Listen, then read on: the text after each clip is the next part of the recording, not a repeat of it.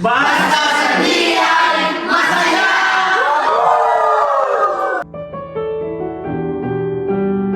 I'm Ray Mendoza and isa akong former OFW sa South Korea for 4 years. And why ako nandito? Bakit ko ginagawa yung business? Gusto kong magkaroon ng changes sa buhay ko. Kasi for 15 years being unemployed, so nothing happens.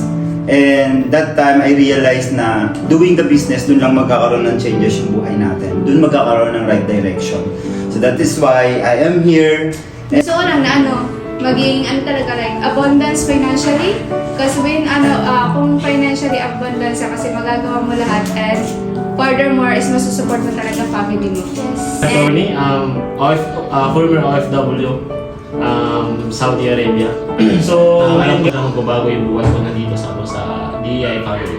Lahat naman tayo may pangarap. Depende na lang sa tao kung tatahakin niya yung pangarap niya o hindi. Kaya tayo nandito sa negosyo, di ba? Nandun kay Jessica na nag-take ng risk lang din talaga siya. Katulad ko, nag-take lang din ako ng risk para makapag-join dito sa business. So, tinignan niya talaga kung saan siya magiging happy. Di ba? Ang dito naman kasi sa mundo, mas magandang mabuhay sa mundo kapag happy ka. Di ba? Spirit is bago mo maabot yung successful mo is kailangan mo muna dumaan sa pagsubok. Kasi gusto ko na bago rin yung future.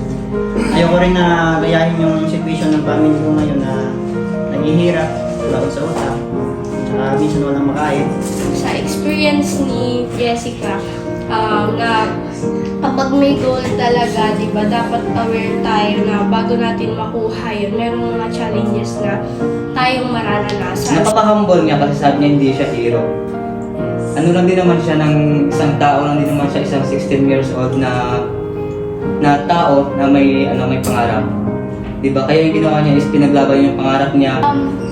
Hindi po sabihin na makuha mo yung mga pangarap mo basta tuloy-tuloy lang dito sa Yeah. Mabago yung buhay ko at saka pamilya ko. Find your dream, believe in it, and really, work really hard. Kasi hindi talaga natin maabot yung pangarap natin kung hindi tayo first and foremost naniniwala sa pangarap natin. So, learning ko doon is, kung kaya na rin, ibig sabihin, kaya ko rin maging successful dito sa business. Coming back to the heart of worship, and it's all about you. It's all about you, Jesus.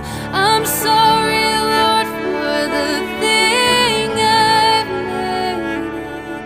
When it's all about you, it's all about you, Jesus.